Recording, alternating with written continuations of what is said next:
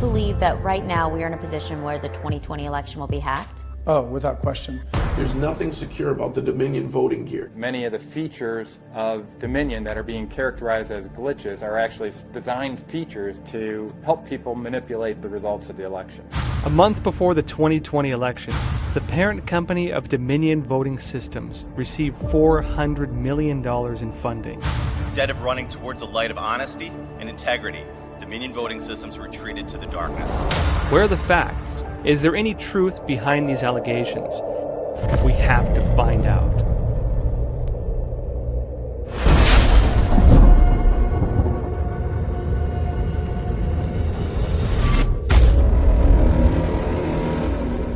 The world must prepare for a potential pandemic. Called the surge a humanitarian More disaster. More than 3 million of us have already voted. The year 2020.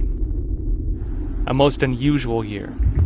It started with a global pandemic caused by the CCP virus, and its conclusion is with the U.S. election, with all eyes of the world watching closely. The CCP and the United States have become the key players, and they are polar opposites. My name is Joshua Phillip. I'm an investigative reporter for the Epoch Times in New York. In April this year, we released our documentary investigating the origins of the CCP virus that was watched by over 100 million people. Every day since then, I've been following the CCP virus on its path of terror, as well as other related events that have rocked the world, like the Hong Kong national security law, in the Chinese Communist Party, China-India conflicts, South China Sea disputes, and the Taiwan Strait crisis. I'll be doing again these live Q&A. My schedule, now packed with daily live shows and even more interviews, has just had to keep up with this unusual year. Then election season hit. The 59th U.S. presidential election garnered a historic turnout from the American people. Compared to the last election in 2016, 20 million more votes were counted. Emotions were high. We've never seen anything like it. On November 3rd, the thrill of election night, which only comes once every 4 years, was upon us. Yet after midnight, no clear victory celebration was in sight. Counting in key swing states paused. Donald Trump's campaign announced it would demand a stop on tallying ballots and take legal proceedings all the way to an appeal at the Supreme Court. And then, almost unanimously, mainstream media ignored the pending legal challenges and 4 days later declared Joe Biden the winner. We've reached a historic moment in this election. We can now project that former Vice President Joe Biden has been elected president. And if that wasn't unusual enough, the most startling allegations, reports of irregularities at voting sites, began to surface. What's disturbing? We just want a fair election. I felt insidious fraud going on. I felt that the allegations were not only questioning the fairness of the voting process, but even suggested possible fraud of stealing the election. The U.S. is a beacon of freedom and democracy. The integrity of the U.S. election impacts not only the future of the United States, but that of the entire world. Where are the facts? Is there any truth behind these allegations? Is the election indeed being stolen? We have to dig in. We have to find out. On November 3rd, 2020, I didn't host my usual program. Instead, like so many Americans who care about the future of our country, I was closely watching the election results in real time, live on air with the Epoch Times' sister media, NTD Television, during their election night coverage. 2020 has been kind of the year of unpredictability. And by midnight, Trump and Biden had won their expected strongholds. Trump had won the key swing state of Florida, which has 29 electoral college votes. If the trajectories don't change, Trump looks like he has a pretty strong victory. Trump is so far ahead right now, it seems Biden doesn't have enough room to grow in terms of electoral votes. Then something unexpected happened. It does seem that the results are just frozen, too. There's nothing new is being declared right now. Counters have gone to bed? Yeah, no, it does seem that way, actually. The swing states where Trump was holding a lead, Pennsylvania, Michigan, Wisconsin, Georgia, they suspended their vote count or postponed counting mail-in ballots, and it happened almost simultaneously. This inevitably delayed the final result. Then just after midnight, at 12:49 a.m., Trump sent a tweet. And then around 2 a.m., he appeared at the White House to proclaim an impending victory and to announce that his campaign would take the election fight to the Supreme Court. We want the law to be used in a proper manner. So we'll be going to the U.S. Supreme Court. We want all voting to stop. We don't want them to find any ballots at 4 o'clock in the morning and add them to the list. He's suggesting there was fraud that took place, that the American people were defrauded by changes possibly made to the election system. This is going to go to the Supreme Court. We'll have to see whether these ballots are counted, the ones that are still pending, presumably. We'll have to see whether election fraud took place, as Trump seems to be alleging here. At 4 a.m. on November 4th, exhausted spectators were in a deep slumber, and America was in the pitch black of night. But the sun came up with another surprise. Trump's lead in several key swing states had disappeared. I've flipped on the news earlier this morning. We started looking like it's going more Biden. And what was more unusual was that Wisconsin and Michigan had resumed counting around 4 a.m. and 6 a.m. And both states showed a sudden spike in votes, over 100,000 votes in each state, nearly all for Biden. It wasn't long before Biden's large deficit behind Trump became a small but sustained lead, which was declared a Biden victory by most mainstream media on November 7th, even though no state had certified its results and no electors had been appointed. The election hasn't officially ended, but the Trump campaign says they're suing in a number of states, which could potentially change the election results we have now.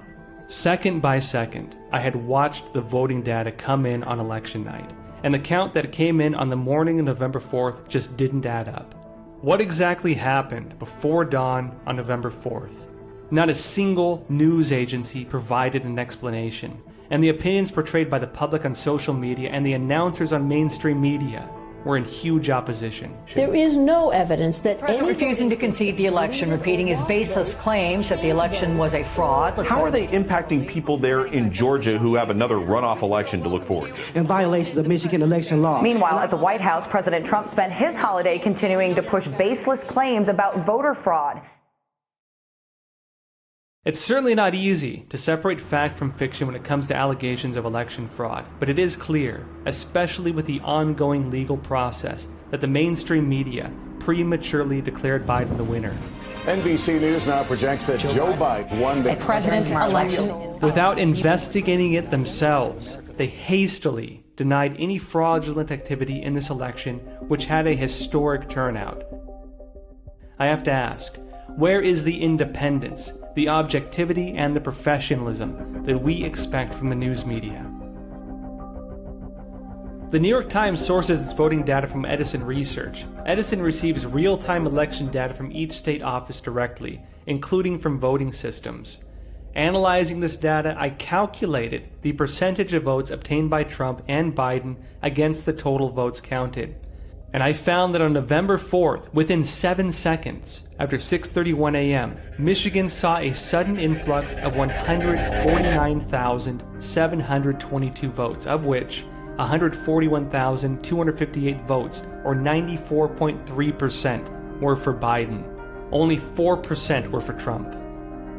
This abnormal spike in votes directly resulted in Biden closing the gap in Michigan and then overtaking Trump. Checking the New York Times election database, I saw Wisconsin also displayed similar abnormalities.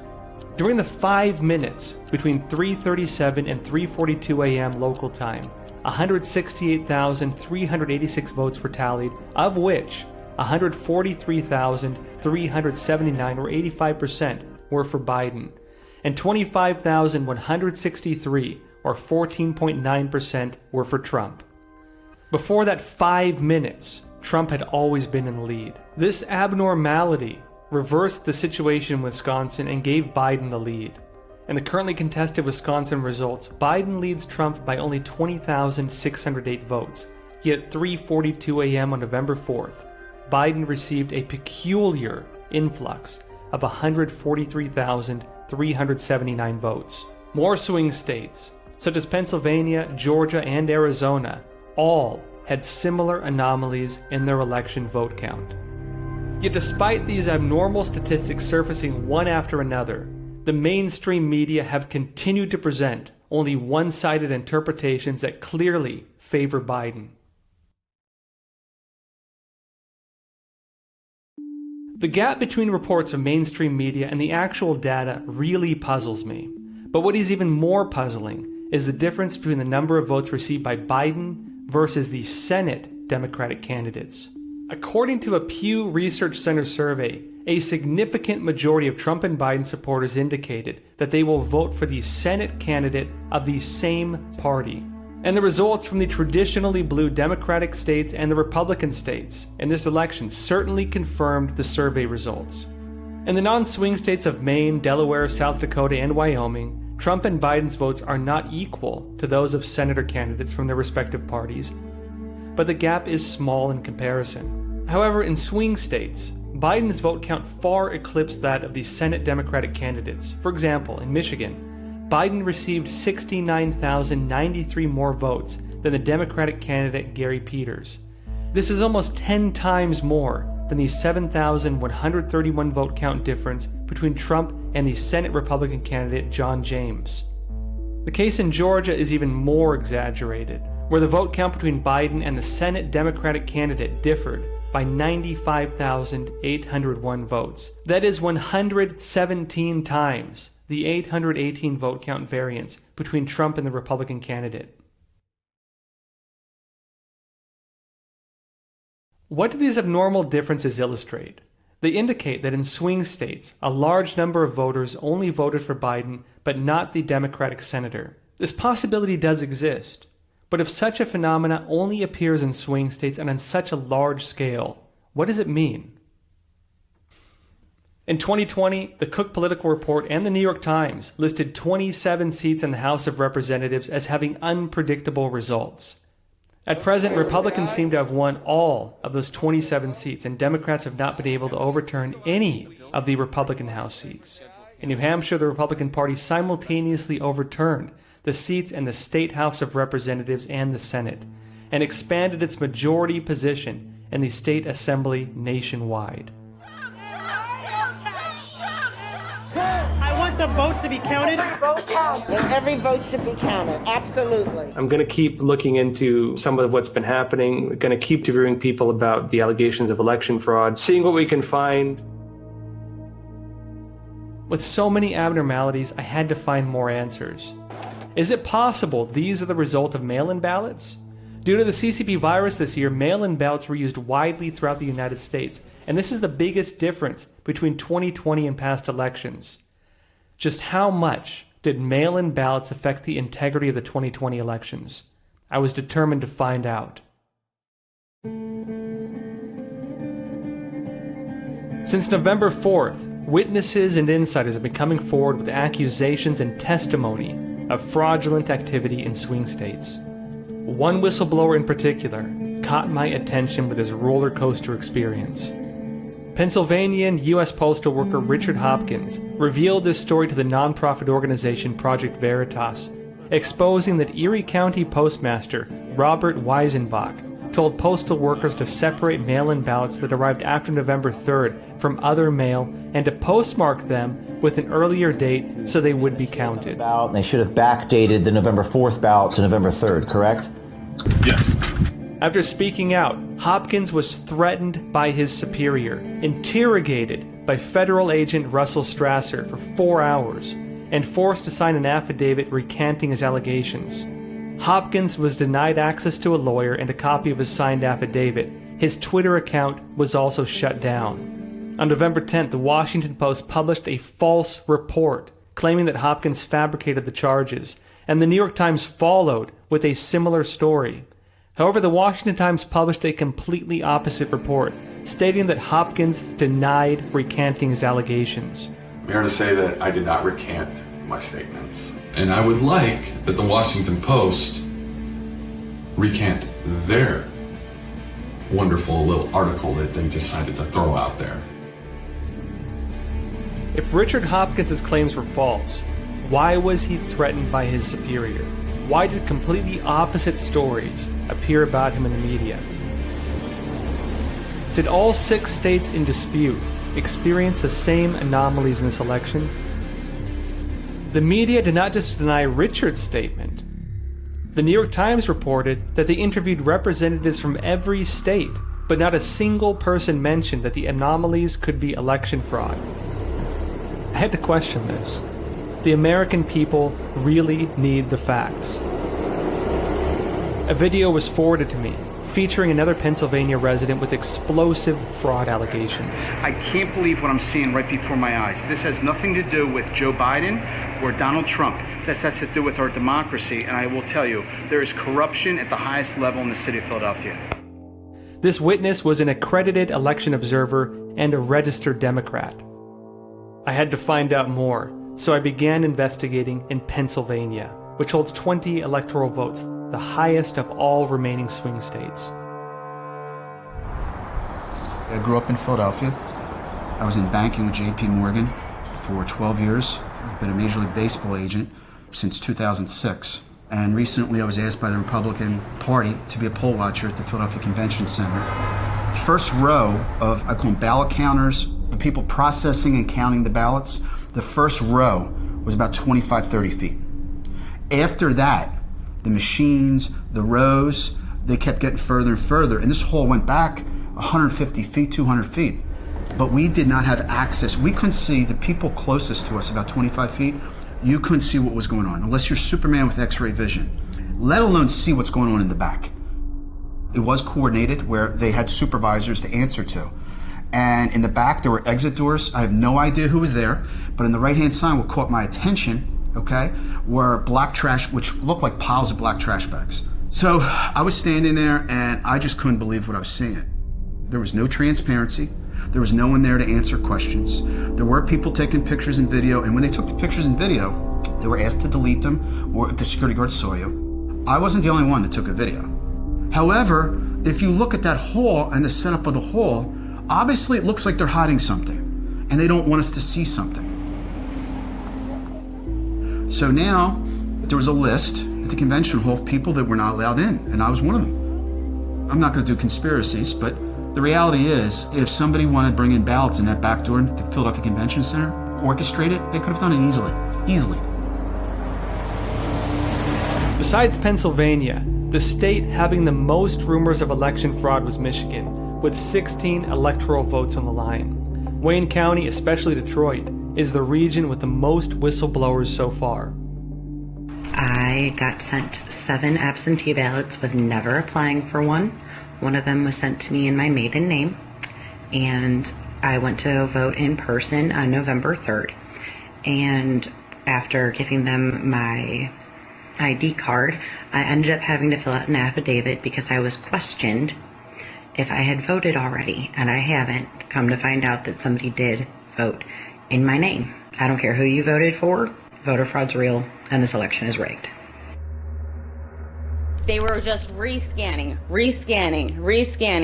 counting ballots 9 to 10 times. These workers were rescanning these batches of ballots numerous times. I mean, sometimes I saw between 8 and 10 times for them to be rescanned. That's just one person. You know, that happened in a 24-hour shift thousands of times. The whole time I was there in a 24-hour shift, there was not a single time that I saw one ballot for Trump. Not a single time. The TCF Center became the focal point in Detroit, Michigan, as more and more witnesses emerged. This is where I witnessed they were counting ballots that were not registered. They weren't in the poll log, the QVF, and they couldn't verify them. The ballots that came in could not be matched with the electronic qualified voter file, and the ballots could not be matched with the paper file, yet they still counted those ballots. Boom. That's illegal. That's wrong. You can't do that. Also, in my affidavit, I said how I wanted to challenge all these other ballots, and I was prohibited from doing so. So if you question anything, they would intentionally circle you and intimidate you? At one point, I was trying to challenge one of the names on there, and the woman actually turned around and physically pushed me away. The atmosphere in the room was really hostile.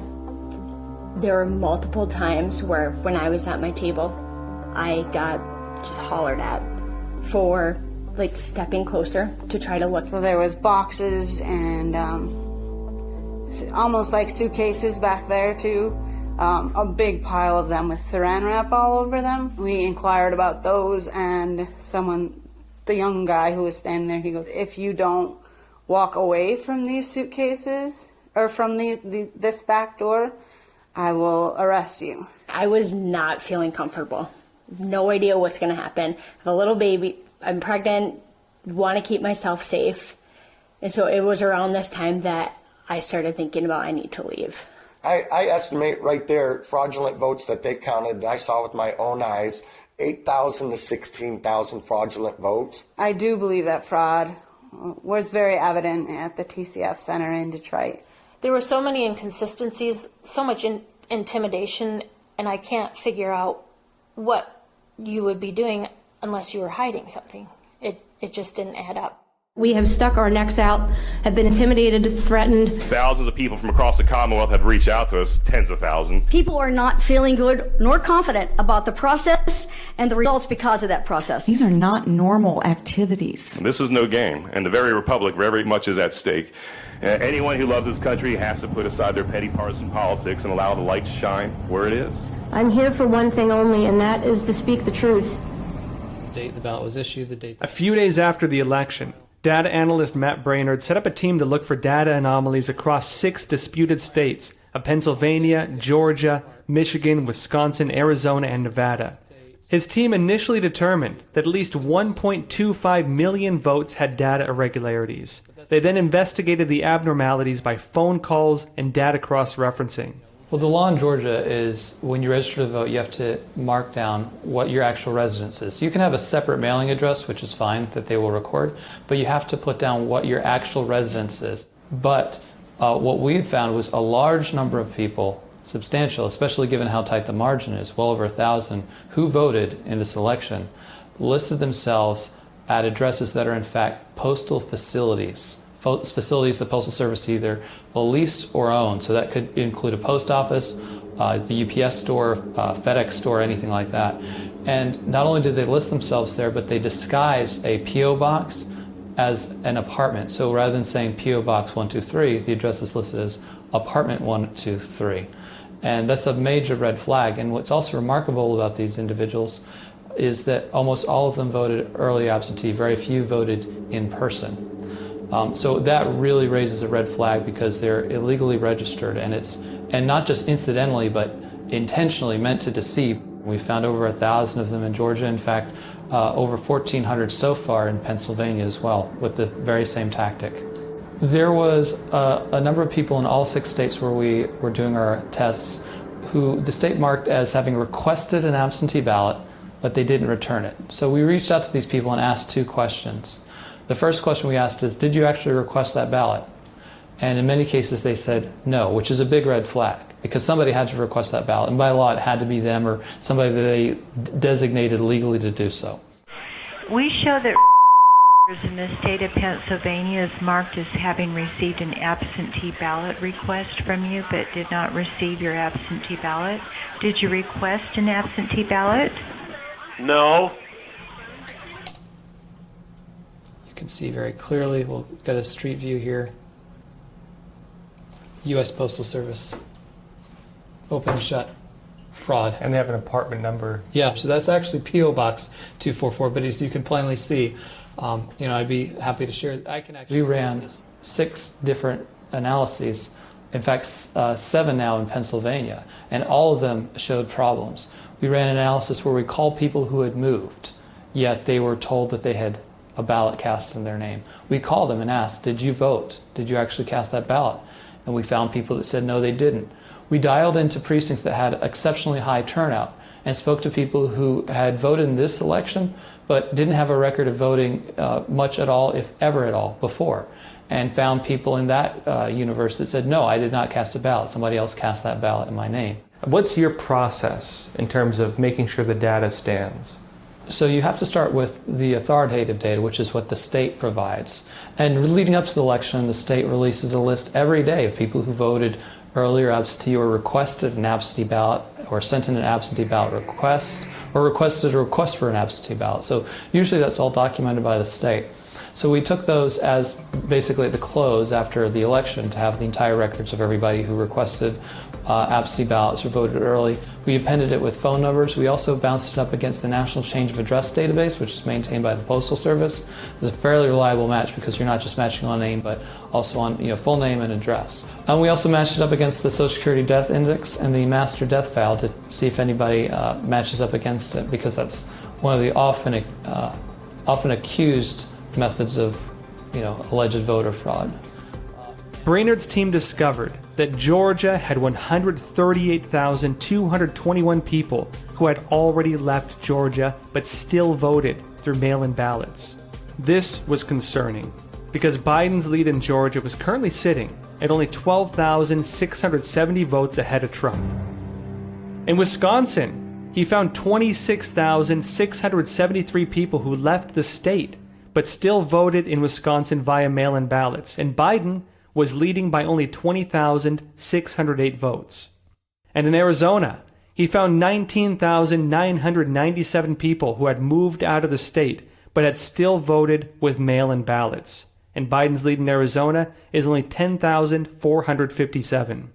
Brainerd believes the data his team uncovered is enough to flip the election results in all 3 states, which have a total of 37 electoral votes. I'm signing witness reports as an expert, and if needed, I'm going to be testifying in court if it gets to that point. So this isn't speculative. This is just what the data shows.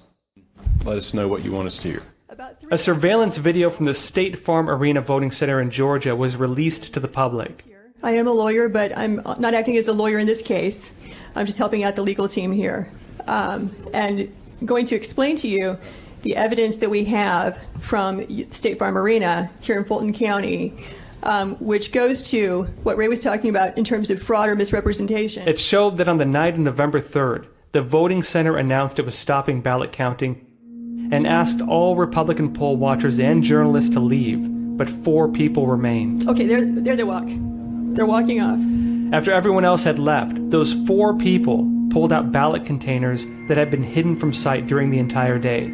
And without any poll watchers or public observers, they processed and counted ballots until 1 a.m. The reason we know this is because when our Republican observers were forced to leave, they went to the Central Tabulation Center and they got word from a news crew that in fact counting had continued. They have information that not everybody left according to plan, and some people stayed behind. Based on the length of time of this operation, the number of ballots processed illegally would have exceeded Biden's reported lead in the state. This illegal act of fraud must have been planned and organized in advance. Who instigated and directed this illegal activity during the 2020 election? You may recall the old quote attributed to Stalin that says, "I don't care who votes, I care about who counts the votes." That's what matters.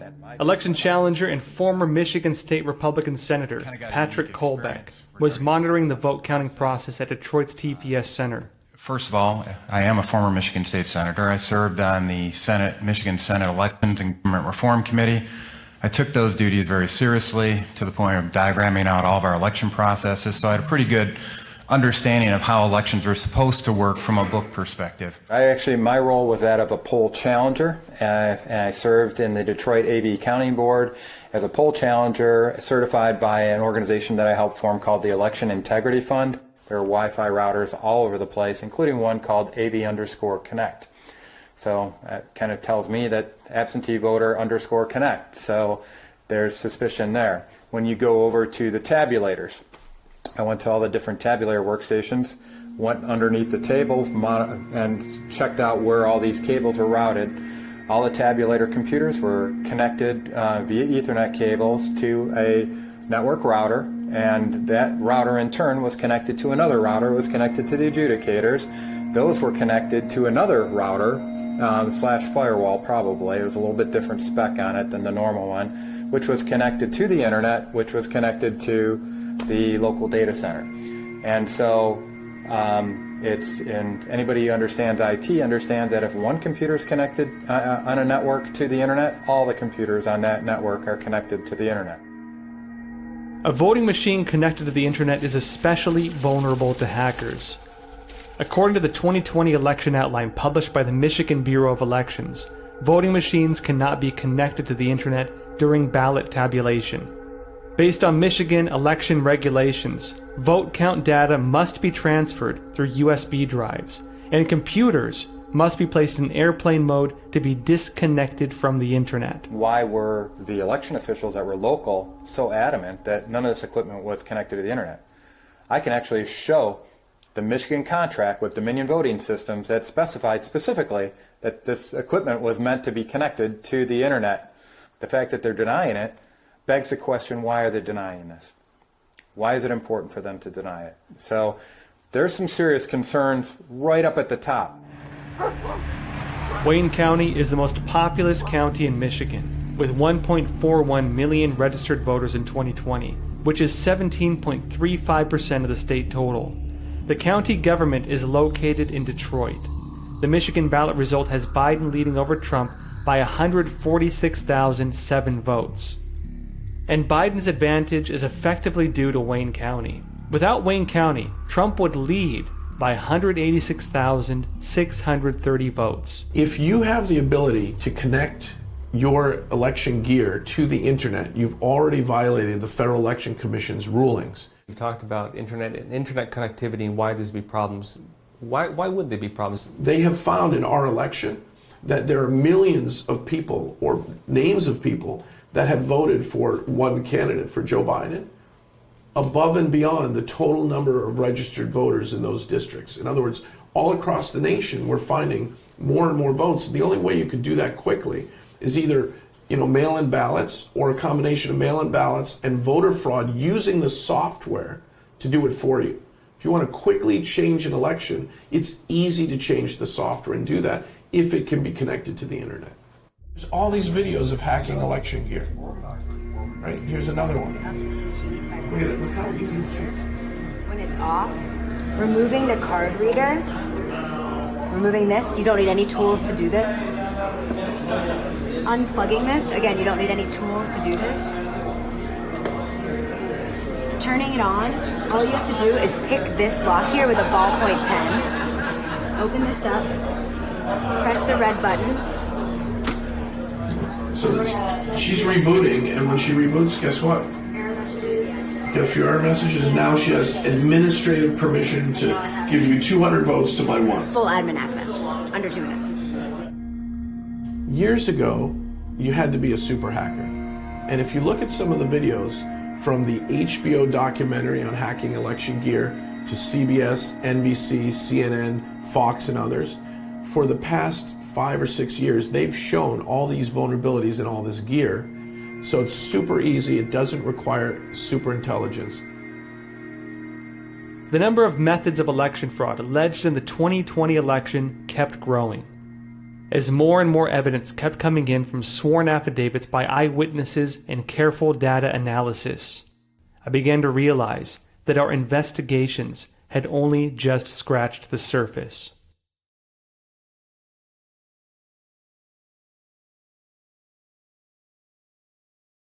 What I saw was not a secure and transparent election. What I saw as a forensics expert was an election process that was forensically destructive. No track, no remedy, no records. The vote as it presently exists is false. Dominion.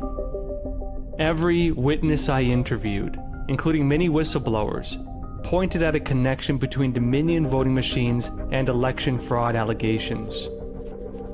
Is that why Dominion became a public focal point after election night? According to Dominion's official website, the Dominion voting system is currently used in 28 U.S. states and the territory of Puerto Rico. More than 40% of U.S. voters vote through the Dominion voting system in general elections. 65 of the 83 counties in Michigan use the Dominion voting system. 159 counties in Georgia also use it, And in Arizona, Dominion serves 2.2 million voters in Maricopa County. When I typed in Dominion voting system and safe in a Google search, the first result I got was a USA Today story, fact check, Dominion voting machines didn't delete votes from Trump, switch them to Biden, followed by similar headings from other media. When I typed in Dominion voting system and fraud, the first thing I saw was AFP's fact check, video of Dominion voting employee in Georgia does not show election fraud. Next, a Fox News report on Dominion stated, DHS calls election the most secure in America history.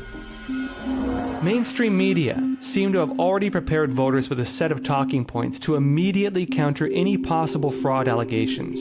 But if you search deeper, you'll see that prior to this presidential election, mainstream media presented a completely opposite perspective on the security of Dominion voting systems. They were previously skeptical of Dominion security. In April 2018, the New York Times showed viewers how easy it is to hack an election via a video of University of Michigan's computer science professor J. Alex Halderman demonstrating to students the hacking process of a Dominion voting machine. So it was intriguing to me to see that same J. Alex Halderman appear on Fox News this year and emphasize that the 2020 election was the most secure election in American history. Professor, did Dominion voting machines change any votes? Well, no. There is absolutely no evidence, none. Similarly, CNN published a video in November 2016 titled, How Hackers Could Swing the Election, warning of the high risk of hacking attacks on electronic voting systems. Another CNN video published in August 2017 said, We watched hackers break into voting machines, showed participants at the World Hacking Conference DEF CON successfully hack into all voting machines available. This was a hacking experiment organized by Jake Braun, a former security advisor at the Department of Homeland Security during the Obama administration. The purpose was to highlight vulnerabilities in voting machines and warn that they could be the biggest threat to democracy in American history. When asked if he thought it was possible for the 2020 election to be infiltrated, Braun answered, You believe that right now we are in a position where the 2020 election will be hacked? Oh, without question. NBC was also on board with their August 2019 report, How Hackers Can Target Voting Machines. An authority on voting system security, Dr. Andrew Appel, a professor of computer science at Princeton University, told Fox News in 2016 how simple it was to attack and switch votes in a Dominion voting machine. In September 2016, he provided a written testimony with recommendations on election voting security to a House Subcommittee on Information Technology hearing on cybersecurity. He said, quote, I strongly recommend that, at a minimum, the Congress seek to ensure the elimination of touchscreen voting machines immediately after this November election, and that it require that all elections be subject to sensible auditing after every election to ensure that systems are functioning properly and to prove to the American people that their votes are counted as cast. He continued, paper ballots are even better protection against fraud with systematic auditing to make sure the computers aren't cheating. You don't have to recount every ballot box, just spot check a statistical sample. There are 12 states that do this by law. It's a good idea, and all states should do it. In September 2017, Dr. Appel also testified at the U.S. House Oversight and Government Reform Committee's hearing on election cybersecurity. In 2020, in a keynote speech delivered at Princeton, Dr. Appel repeated his views. Even a computer scientist can't see inside the computer to really know what software programming is running in that computer today. All computerized voting machines can be hacked. I felt anxious seeing the mainstream media and a top expert flip-flop on their opinion and testimony.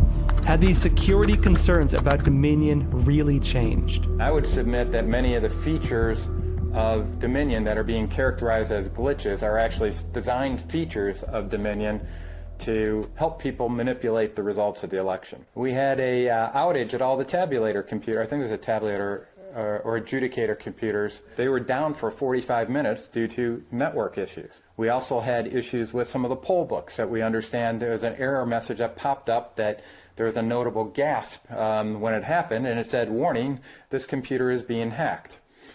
The errors that popped up on the computers with the tabulators and adjudicators was something called backup overflow.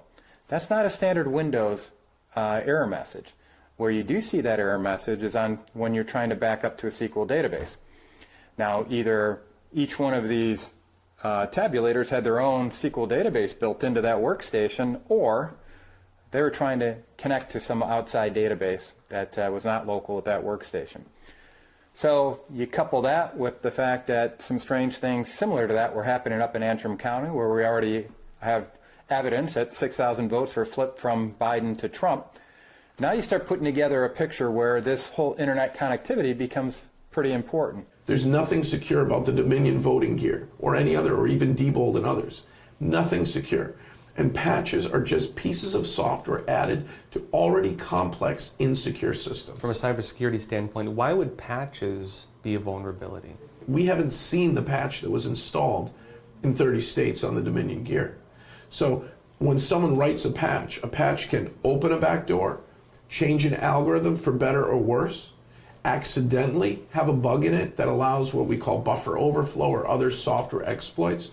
Most of the time, patches actually close one hole and open one or more new holes. The public who purchased this equipment is not allowed to look in at the code or know how to operate. It creates a space for people to make accusations and have theories about how votes were stolen or switched through some kind of hacking or some other nefarious electronic means. That space only exists. You can only make those accusations, and people can only believe them because all of those are closed source software packages and closed source machinery. If it was open source, it would be much more difficult to make that kind of accusation. Let's say that we have 1,000 people in a bank and they all have, let's say, $100 each in the bank. Now they're earning interest. So if you hack into that bank and you notice that someone's earning interest, the interest is not 1 full penny or 5 cents. It can be a half a penny that day. So anything under a penny might not be recognized. So you slice the half a penny out of that person's account and move it to yours. You slice 3/4 of a penny out of this person's account and move it to yours. Their bank account numbers always look normal because we don't publicly publish when you log into your bank account that you have a half a penny of interest. We wait till it rounds up to a full penny. So that's called the salami method. So you're not talking about switching full votes, you're talking about switching fractions of votes?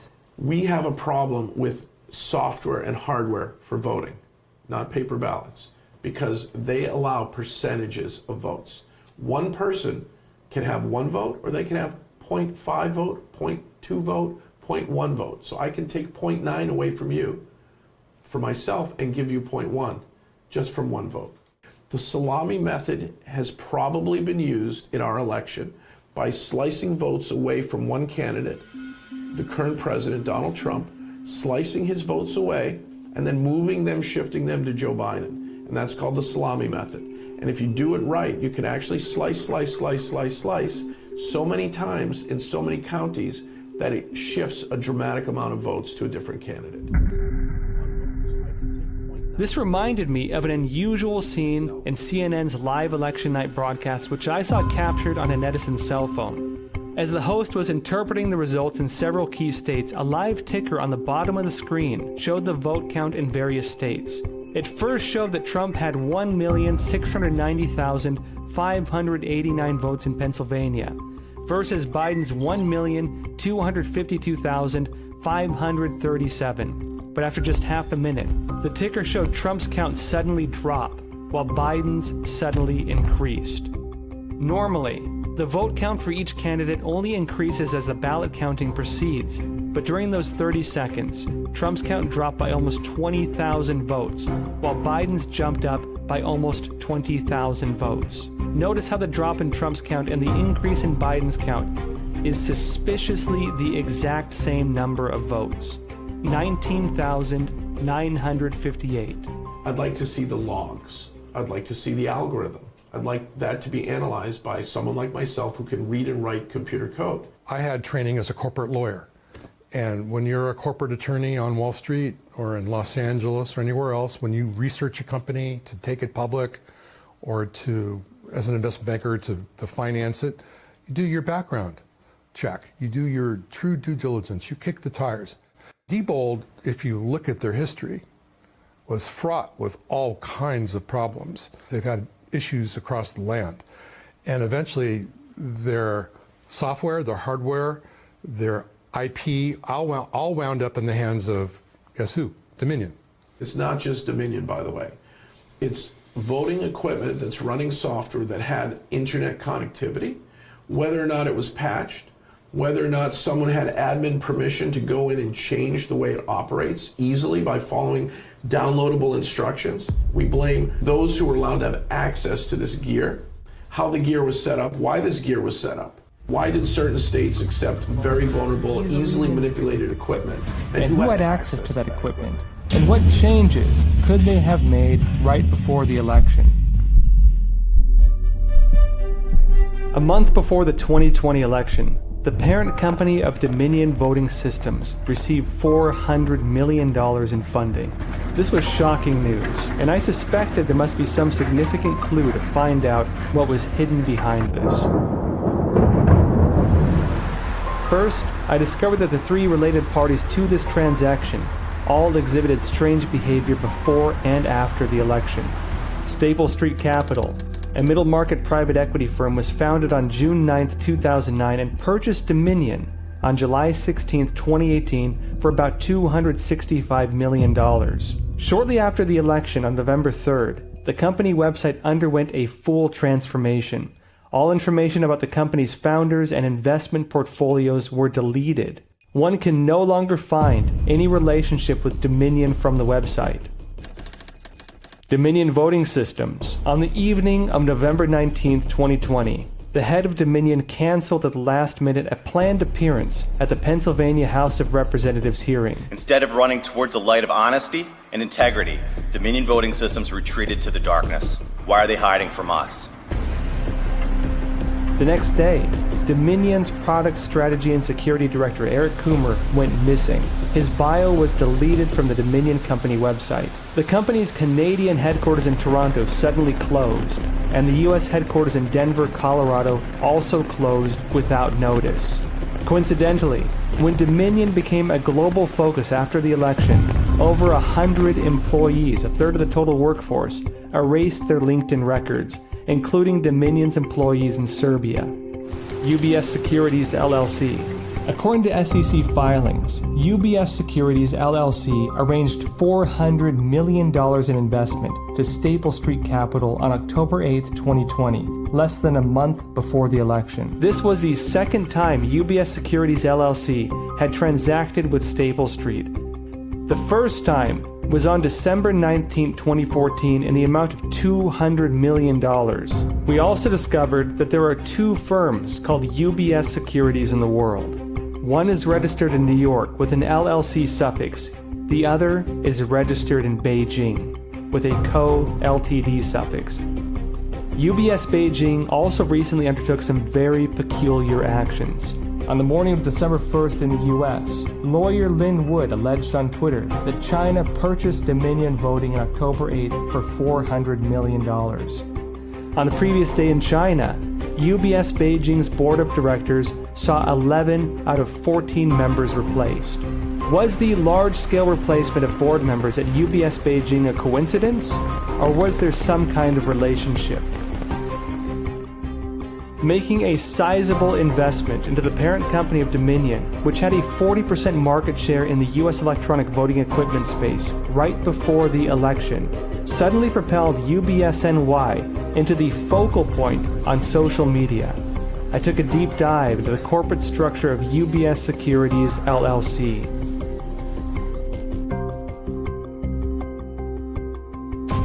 The company's profile on Bloomberg shows that 3 out of the 4 board members are Chinese. Their names are Luo Cheng, Ye Xiang, and Mu Lina.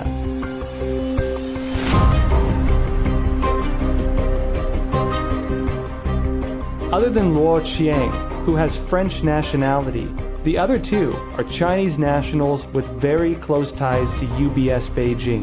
Based on public information, Luo Cheng is a banker who held senior executive positions at Citibank and Morgan Stanley. Between 2004 and 2012, he was the chief banking specialist at the International Finance Corporation, a member of the World Bank Group. During that time, Luo also served on the board of UBS Beijing. Luo Cheng held board positions at both UBS NY and UBS Beijing. Ye Xiang has a very diverse background. Other than being a board member of UBS NY, he is also the managing director at Vision Gain Capital in Hong Kong, as well as a columnist for Cai Xin, a media company with deep ties to the CCP. At the same time, Ye is an independent board member of at least 6 other companies in China and a supervisor of more than 8 Chinese companies. Before the sudden change in board members at UBS Beijing, Ye had been chairman of the board at UBS Beijing for over 10 years. In Hong Kong, Ye had been the senior consultant for chairman and CEO of Hong Kong Securities and Futures Commission, an executive director of Bank of China International, a senior analyst at the Hong Kong Monetary Authority, and secretary of foreign financial institutions at the People's Bank of China. Mu Lina is a 40-something finance undergraduate. Along with being on the board of UBS NY, she is also the director of wealth management funds and head of fund operations at UBS Beijing. Mu's background is shrouded in secrecy. Her photo cannot be found on the internet. It should be noted that Mu is an independent board member of 2 companies, Chongqing Three Gorges Water Conservancy and Electric Power Co. Ltd. and SureCam Corporation until September 7, 2020. SureCam Corporation's business includes Internet of Things, cloud computing, and big data. Its CEO, Pan Fan, was an employee at Huawei for 14 years. Similarly, SureCam's business focused on Internet and surveillance, and Internet and law enforcement. It participated in the construction of the 3-dimensional social security system, as well as the Skynet project, a video surveillance system, electronic fence, and other CCP digital totalitarian efforts. It can be said that SureCam is a miniature Huawei and an enabler of the CCP's digital totalitarian state. The 3 UBS NY board members, Luo Qiang, Yi Xiang, and Mu Lina, all held board or executive positions at UBS NY and UBS Beijing, either at different points in time or concurrently. There is a clear link between the 2 UBS securities companies. UBS Securities Co. Ltd., or UBS Beijing, was established under personal supervision by the current Vice President of China, Wang Qishan. According to the company's Chinese website, UBS Beijing was registered toward the end of 2006 as the first foreign-invested, exclusively managed, fully licensed securities firm in China. Based on the name, people often associate UBS Securities with the Swiss bank UBS. However, the company was actually a rebranding of the failed state-owned company Beijing Securities. Current UBS Beijing chairman, Chiang Yu-jun, presented during a 2017 interview that UBS Group received a full license of Beijing Securities with a 24.99% stake in UBS Beijing.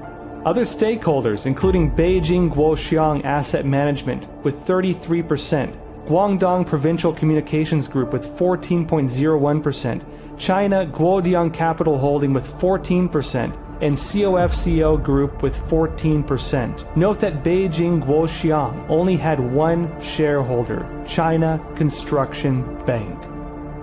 Under the care of Wang Qishan, UBS Group became the first foreign company to own a full securities operations license in China. UBS Beijing's business spanned securities underwriting, wealth management, private business, among others. UBS Beijing once executed IPOs for Bank of China, Industrial and Commercial Bank of China, China Construction Bank, China Merchants Bank, China Minsheng Bank, and other banks. It can be said that UBS Beijing has a monopoly in China.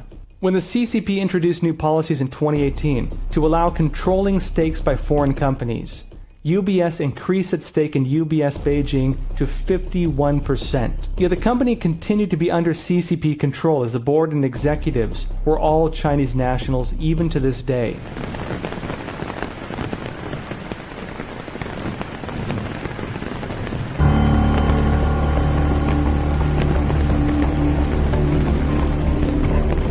close are the ties between UBS Beijing and the CCP?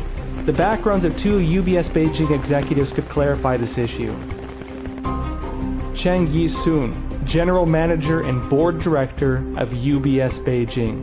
Cheng Yi-sun was an expert targeted in the CCP's Thousand Talents Plan, or TTP. A report on FX168.com describes Cheng and his wife, Xu Xiaohong, as special targets of the TTP. Cheng's uncle, Cheng Kai-jia, was the founder and architect of CCP nuclear experimentation and the recipient of the 2 bombs, 1 satellite medal. Cheng Yi-sun studied nuclear science at university and only changed professions after studying abroad. Xu Zhe, Board Director of UBS Beijing, Manager and Chairman of Capinfo Co., Ltd. Capinfo is viewed as the industry leader among Beijing's state-owned enterprises in the realm of e-government. Its partners include Huawei, ZTE, Unit 61019, and 61195, Science and Technology Exchange Center of the Chinese People's Liberation Army, the Chinese military, the Institute of Computer Technology at the Chinese Academy of Sciences, and others in the political legal system. Capinfo has multiple layers of partnerships with the military, intelligence, and political legal systems. It is a classic example of a military-civilian fusion enterprise. Add to that Mu Lina, with her background in Huawei Junior Surecam Corporation. One can only say that UBS Beijing is a highly integrated company of CCP military, intelligence, political legal, digital totalitarian, and financial oligarch forces. For a financial company like UBS Group, which has such close ties to the CCP and possibly part of the CCP's unrestricted warfare system, one can't help but wonder if this significant arrangement of investment by one of its subsidiaries was a typical transaction purely for profit, or if there were other motives involved.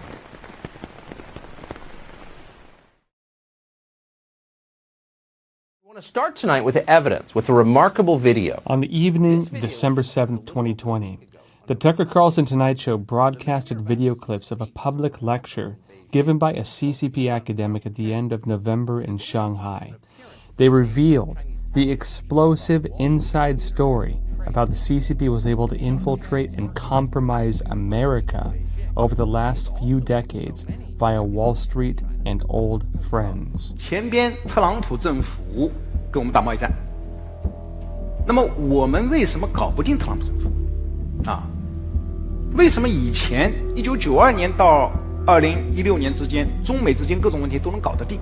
是不是？大家发现没有？所有的危机，不管是银河号事件，还是炸大使馆，还是撞了飞机，所有事情全部是床头吵架床尾和，2个月之内搞定。什么原因？啊，这儿我抛出一个可能又要是暴论了，就是因为咱们上边有人，啊，就是我们在美国的权势核心圈啊，我们有我们的老朋友。2015年啊，这个上次习总书记访问美国之前呢，我们知道各个系统都要在美国帮他暖场，是不是？那么咱们的党的某个系统，他在美国帮他暖场的方式呢，就是舆论啊，舆论的话呢，就是这个习近平谈治国理政那本书的新书英文版第1版新书发布会放在美国，在他去之前先搞一个新书发布会，啊，帮他造势。天下没有美元搞不定的事情，是吧？如果一打美元搞不定，是吧？那我就晾他。这个当然这是我的工作方式。好，那么其实呢，就是说啊，说的白了点啊，其实呢，就过去这个30年啊，过去40年，我们在美国的它的这个利用它权势核心圈，是不是？我前面讲过，华尔街在1970年代开始对美国它的内政外交有非常强的影响力，啊，所以我们有路径依赖，是吧？但问题是08年之后，华尔街的地位下降了，更重要的是16年之后，华尔街搞不定特朗普，为什么？很尴尬，特朗普以前对华尔街有过一次软性违约，所以双方有矛盾啊。中美贸易战过程中，他们也试图帮忙啊。据我所知，美方的朋友跟我讲，这个试图帮忙，但是啊，力有不逮啊。但现在呢？现在我们看到拜登上台了，传统的精英、政治精英啊，这个建制派，他们跟华尔街的关系是非常密切的。所以大家看到吧，拜登的儿子被特朗普说你在全球有什么基金公司，发现没有？谁帮他建的基金公司啊？明白吗？这里边都有买卖啊。那么，所以这个时候我们以恰当的方式进行一定的这样一个表达一个善意啊。我个人理解，当然这个受限于我的专业基础是吧？我们是从国际政治经济学的角度去理解这个事儿。那么我认为有它的战术和政治的价值在里边。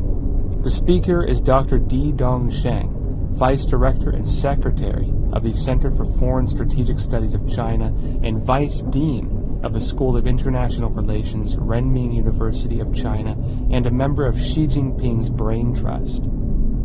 Even though Di is part of Xi's Brain Trust, he seems more like a CCP whistleblower here. Throughout his speech, he conveyed a full picture of the CCP's unrestricted warfare against the U.S. over the past 30 years. Many Americans only began to grasp the meaning of the CCP's unrestricted warfare concept due to this year's pandemic. The attack on Pearl Harbor was an overt strike by the Japanese, but to the CCP, a war for global rule can take many forms, with no restrictions, as long as the objective is ultimate victory. The CCP had already proposed back in the 1990s the use of unrestricted warfare to defeat America. The intentional worldwide spread of the virus from Wuhan was the CCP's biological warfare. Fentanyl, which kills 30,000 Americans each year, is the CCP's drug warfare. This is also unrestricted warfare that aims to manipulate the election and enable a CCP proxy to be elected. They are not only organizing a large-scale systematic fraud through Dominion voting systems, Smartmatic voting software, and Skytle, but also scientific warfare, digital warfare, public opinion warfare, and a multitude of other methods which are all part of unrestricted warfare. What does China want? Well, ultimately, the Chinese Communist Party wants to be the global hegemon. It wants to be the center of political, strategic, and economic decision-making. It wants a world that refuses to defend itself from the Chinese Communist Party, so that the Chinese Communist Party will never be challenged in China, that it will maintain its dictatorship of power forever. Cyber warfare assists all of these goals. And the manipulation of elections, if possible, is certainly an option that the Chinese Communist Party would want to exercise as it proceeds to make the world safe for its dictatorship. The challenge that we face is that the Chinese Communist Party sees political warfare as its primary motivation or primary axis of war. It's not about weapons. It's about using influence and financial incentives to encourage the kind of behavior they want, whether that be a corporate leader, whether it be a financial leader, whether that be a political leader. So we're today in their element. Many phenomena and conflicts in society are actually part of the CCP's unrestricted warfare. Why is there increasing division between Americans based on political alignment? Why have Antifa attacks, vandalism, looting, and other violent attacks been appearing across the nation? Why does it seem like the media and social media all have an invisible propaganda department in the background controlling freedom of press and freedom of speech? Why are anti-CCP opinions and content exposing election fraud blocked or deleted by Facebook, YouTube, Twitter, and others? Why are the mainstream media declaring Biden the victor of the 2020 election and totally ignoring the provisions set forth in the Constitution of the United States? These are all strategies in the CCP's unrestricted warfare playbook. Penetrate fully into the enemy's cells, use 1,000 talents plan to steal technology, use the media, associations, and social media to create social conflicts. Get someone who will bow to Beijing's will elected, and advance forward until total control over the nation is achieved.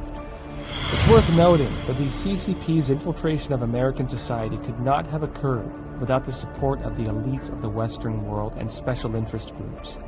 These are the so-called old friends of the CCP. Who are these old friends? Let's flip back to January 2008 when Obama was sworn into the White House. Barack Hussein Obama, do solemnly swear. Dana Simpson is an expert in election integrity and technology and a former employee of the Tides Foundation in Canada, funded by George Soros. According to her years of investigations into Dominion, she discovered that Dominion was able to obtain 30 to 40% of the American electronic voting machine market as a result of Obama directing the then Attorney General to ensure his own re-election.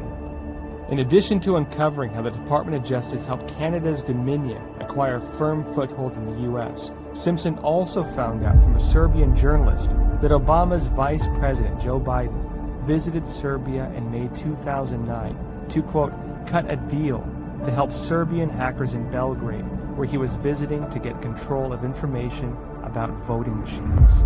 Dominion has also made donations to the Clinton Foundation. On June 9th, Staple Street Capital was officially registered. The private equity firm was founded by Stephen Owens, and Hutan Yagudzabe. A member of the operating executive board was William Kennard. All three were former employees of the Cargill Group. Kennard was also the chair of the Federal Communications Commission from 1997 to 2001 during the Clinton administration. Thus, he oversaw media and communications in the United States. Kennard donated to the Obama election campaign. From 2009 to 2013, Obama appointed him as the U.S. ambassador to the European Union. On November 7, 2020, the fourth day after the election, AT&T announced William Kennard as the new chairman of the board. AT&T is the largest provider of communication services in the United States. Plus, with its acquisition of Warner Media, AT&T controlled CNN and multiple TV networks. In July 2018, Staple Street purchased Dominion. This implied that Kennard commanded the company that determined election results and then had more sway over American public opinion after the election through AT&T. On December 20th, 2014, UBS NY arranged an investment of $200 million in Staple Street. Subsequently, on October 8th, 2020, UBS NY injected $400 million in Staple Street. Affiliate UBS Beijing was founded and controlled by Wang Qishan in 2006. At the same time, former CCP chairman Jiang Zemin and his grandson Jiang Jicheng, through Sequoia Capital's China branch, also took control of voting software developer Smartmatic, which is also related to Dominion. The Carlyle Group was founded in 1987. Investment tycoon George Soros became a limited partner at Carlyle in the mid-90s. Carlyle has been a force for globalization and has kept intimate partnerships with the CCP for a long time. After entering China in 2005, Carlyle played important roles in privatizing state-owned enterprises and witnessed how families of CCP elites stole from China.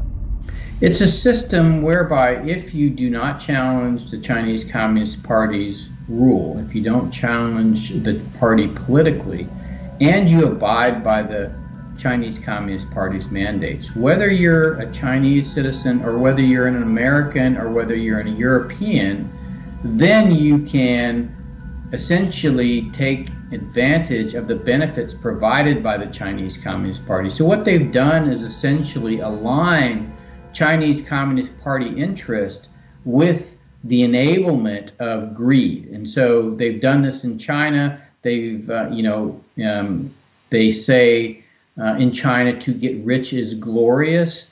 And in addition, they've been able to essentially incentivize the leaders of large tech companies, large financial institutions in the United States, the leaders of academic institutions, political leaders, and this is not just in the United States, but in democracies all around the world. And so essentially we face the destruction of the democratic order, but not at the hands of an adversary wielding nuclear weapons or with shock troops. It's really using our own tendency to essentially fall victim to greed. It's simple greed. Well, China has a big stake in these elections. They've made it very clear they want to just get rid of President Trump. They're much more comfortable with Biden. So what they've done, they've had these networks for some time, but there are communist parties in America that owe allegiance to the Chinese Communist Party. I'm talking about Liberation Road and their subgroup called Left Roots, the Communist Party USA, and others. And what these groups have been doing for several years now is setting up voter registration groups in key states. States that could be flipped from Republican to Democrat, for instance. And what they do is that they deliberately set up these groups to target minority voters, voters who lean Democrat but don't normally vote often. They call them low preponderance voters, low propensity voters. And so in Virginia, for instance, they've had new Virginia majority for some time. That's been working for over 10 years, and they take credit for flipping that state from Republican to Democrat. But this election now, they've run this out of San Francisco, a group called Seed the Vote. Now that is a front for the Chinese Progressive Association, which is a big voter registration group, community organizing group that's been based in San Francisco since the 1970s and has always been a tool of the Chinese Communist Party. So Seed the Vote has run a whole network of these big voter registration organizations, and they targeted 7 states this year: Arizona, Georgia, North Carolina, Florida, Michigan, Wisconsin, Pennsylvania, all the key swing states. And so they signed up hundreds of thousands of low propensity voters, they got them to the polls, and they claim credit. They openly claim credit for winning the election for Biden, which is legal. You know, they're working legally in voter registration, but what is not legal is the fact that they're cooperating with the Communist Party of China and taking direction from the Communist Party of China. Now, how can we prove that they're involved with the Chinese Communist Party? Well, for instance, one of the key people of Seed the Vote is a man called Alex Tom. He's the past CEO of the Chinese Progressive Association in San Francisco.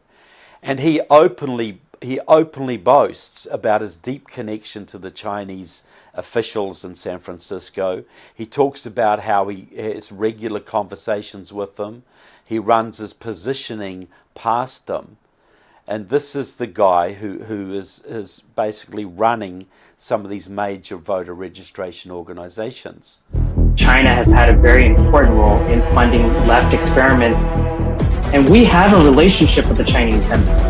Like, we actually have I've had to have various conversations with them about our positioning. On the other side of it, New Virginia majority, they win their elections by using very sophisticated, what they call GIS, computer-generated maps.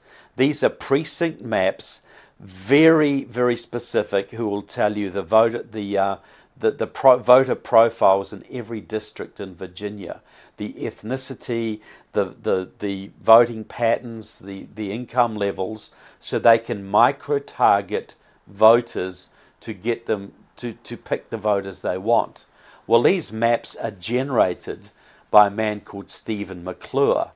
He's a supporter of Liberation Road, the major pro-Chinese Communist Party behind this, and he works out of the geography department of Wuhan University in China. He is generating maps used to flip districts in Virginia and presumably other southern states as well, and he's working in a Chinese geography department using Chinese equipment, using Chinese computers, probably paid a salary by the Chinese Communist Party to basically interfere in American politics. So this is happening right under our very noses. You know, George Soros alone has put something like $18 billion into the left in the last 3 or 4 years. That buys a lot of votes. That sets up a lot of voter registration groups. That buys a lot of buses to ship people to the polls. Now, what these people are doing is legal, and that it's not illegal to sign up voters or get them to the polls, but they're working with organisations that definitely have histories of illegal voting activity, vote fraud. But the fact that they're working with entities connected to the Communist Party of China, that puts a whole different spin on it. On December 9th, 2020, Biden's son, Hunter Biden, confirmed that he was under a tax investigation by the U.S. Attorney's Office in Delaware. As a result, the Hunter Biden hard drive scandal that was temporarily suppressed during the run-up to the election has resurfaced. This investigation was launched due to suspicious activity reports regarding suspicious foreign transactions from China and other countries. When I talk to people, what they're telling me, is there anything we reported? December 9th, 2020, U.S. Senate committees released a bombshell report revealing alarming corruption in foreign business ventures involving former Vice President Joe Biden's son, Hunter. U.S. Senators Chuck Grassley, chairman of the Senate Finance Committee, and Ron Johnson, chairman of the Senate Homeland Security and Governmental Affairs Committee, released the near 90-page report titled Hunter Biden, Burisma, and Corruption, the Impact on U.S. Government Policy and Related Concerns. The report said, quote, "The Senate Committee on Homeland Security and Governmental Affairs and the Senate Committee on Finance undertook this investigation into potential conflicts of interest and the involvement of the Biden family in foreign business ventures while Joe Biden was vice president. The committees found, quote, consistent, significant, and extensive financial connections among Biden family members and the Chinese Communist government." It states, quote, "Hunter Biden and Devon Archer engaged in numerous financial transactions with Chinese nationals who had deep connections to the Communist Chinese government." It continues, quote, "These Chinese nationals included Ye Jianming, founder of the CEFC China Energy Co., Ltd., and chairman of the board for its subsidiary, the China Energy Fund Committee." The report continues, stating, "Thus, there exists a vast web of corporate connections and financial transactions between and among the Biden family and Chinese nationals." It states, "Hunter Biden has extensive connections to Chinese businesses and Chinese foreign nationals that are linked to the communist governments. These contacts bore financial fruit when his father was vice president and after he left office." The report warned that the investigation found the Obama administration knew about and ignored Biden's problematic position on the board. Well, clearly, I think China believes that they have a much better relationship with a potential President Joe Biden. That's clearly, portrayed when you look at the immense amount of money that they funneled through to Hunter Biden. But that goes without saying, because the challenge they've had with President Trump has been the fact that he's been pressuring them on almost all fronts, whether it be trade or finance or immigration or theft of intellectual property. He's basically unleashed the federal government to go after the Chinese Communist Party. Now, this has been completely opposite to the approach taken by all the former presidents since Kissinger, and certainly was counter to what I witnessed with the Obama administration, where Joe Biden was the vice president. So I think their clear incentive here is to reset the relationship between the U.S. and China in a way that promotes the Chinese Communist Party's interests.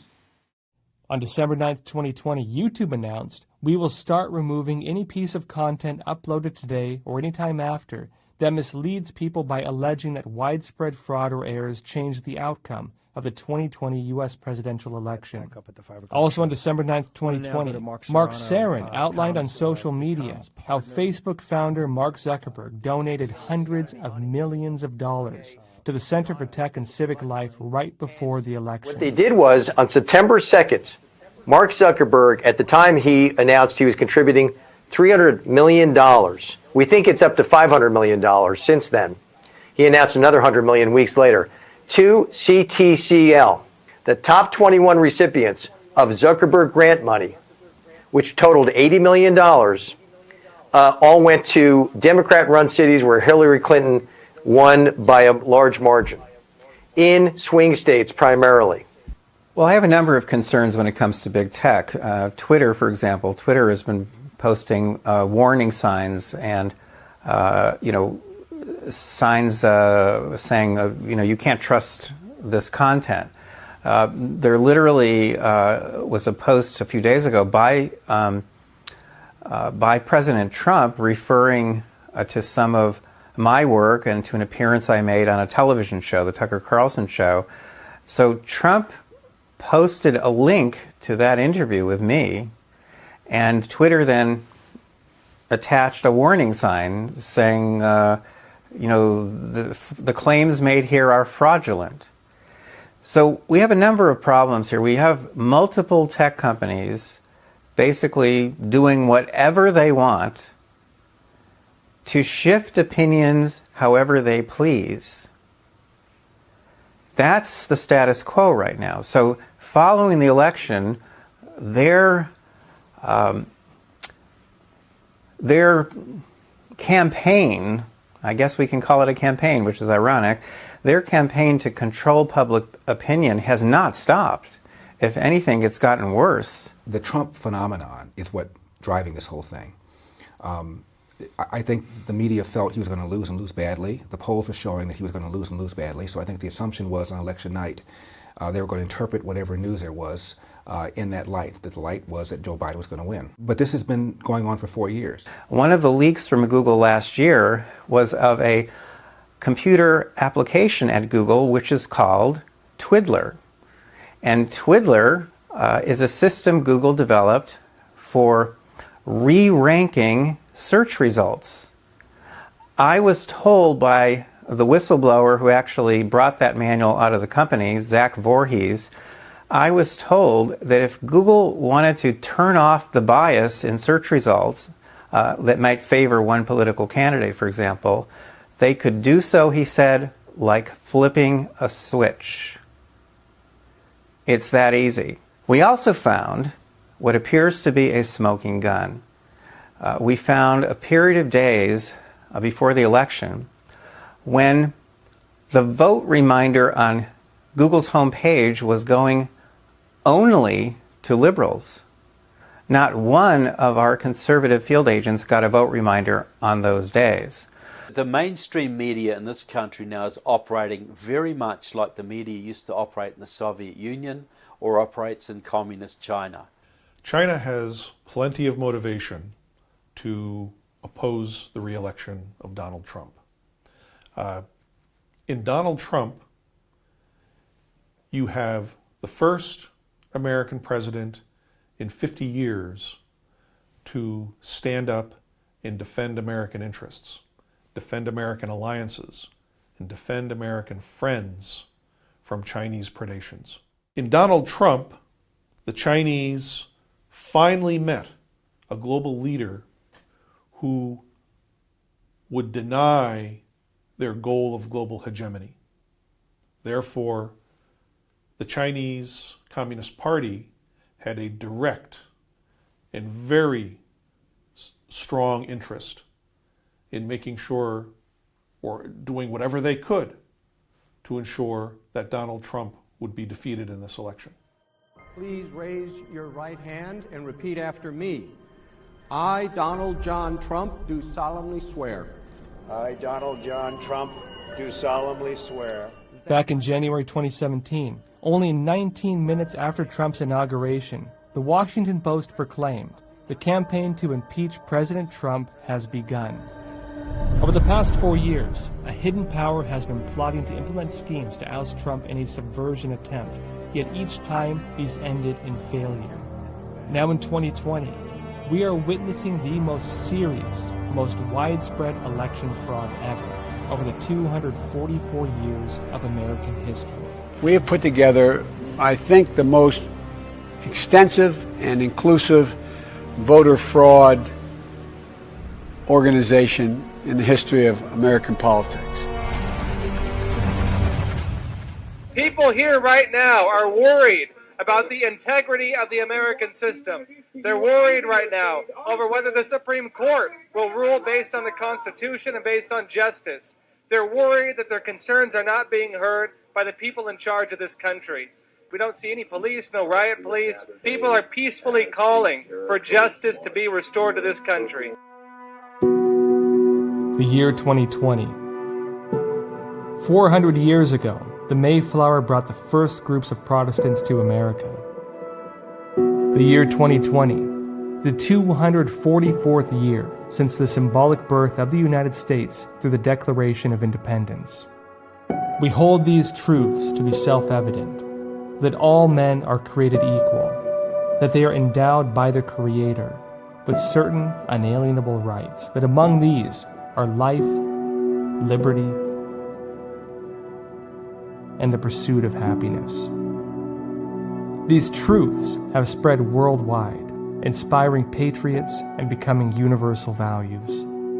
The year 2020, the 233rd year since the creation of the Constitution of the United States, establishing fundamental laws and guaranteeing basic rights of citizens, including the rights to life, liberty, and private property. Yet, if the 2020 presidential election was stolen by communist forces within and outside of America, then the separation of power among the three branches of government and a fair legal system would cease to exist. The freedom to elect would cease to exist. The freedom and equality of the American people would cease to exist. It would be an attempted coup to subvert the foundations upon which the United States of America was built.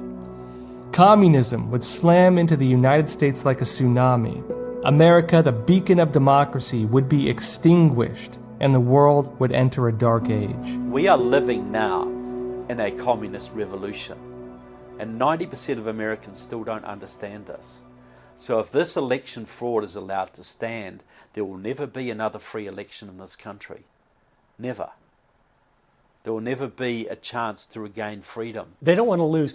They are 10 steps past us in every area of planning, strategizing, being purposeful, setting things up. In my heart, from studying Marxist and read all the main writings since Marx, I think they prefer if Trump is able to overturn this and they can do the revolution. They love destruction. That's the ultimate thing, like Vladimir Lenin said, we will have world communism through world revolution. In a socialist communist society, there is no rule of law. There's only the rule of the state. So in America, you're protected by law. You can criticize the American president. You can criticize your congressman. He can't touch you because you have the First Amendment right to speak your mind. You can protect your family with your firearms.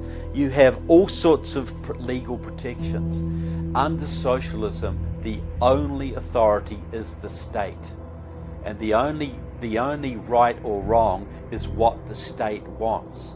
So if you're in any way opposed to the state, if you in any way oppose the state's plans or not cooperate with the state's plans, you're an enemy of the people and you have no legal protection whatsoever. They can jail you, they can persecute you, they can take your job away, they can stop your kids going to school, they can deny you health care, they can do anything they want to you.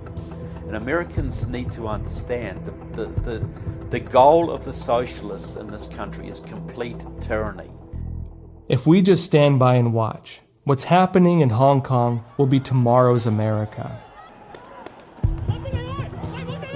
China's parliament approved a decision to impose national security legislation on Hong Kong in a landslide vote on Thursday.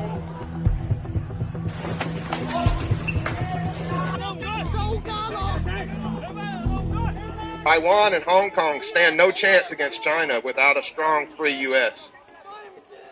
And so we have to stand up for all of God's people of the world, not just the U.S. Honesty should be the role. You know, the truth should be the role. That's the thing that's missing in this country right now is a passion for the truth. Those people that are telling you right now that it is over are lying to you. Every patriot should step forward. Let your voices be heard and be respected. During the American Revolution, the political philosopher and author Thomas Paine said, "These are the times that try men's souls." Today we are in such a time. In a lawsuit filed in the Supreme Court, Texas Attorney General Ken Paxton wrote, "Our country stands at an important crossroads. Either the Constitution matters and must be followed, even when some officials consider it inconvenient or out of date, or it is simply a piece of parchment on display at the National Archives. We ask the court to choose the former." On one hand, the American Constitution restricts presidential authority via Congress and the courts, but it also grants presidential prerogative powers. With these prerogatives, former American presidents took many key actions during some of the nation's most difficult times, and these actions are still remembered today.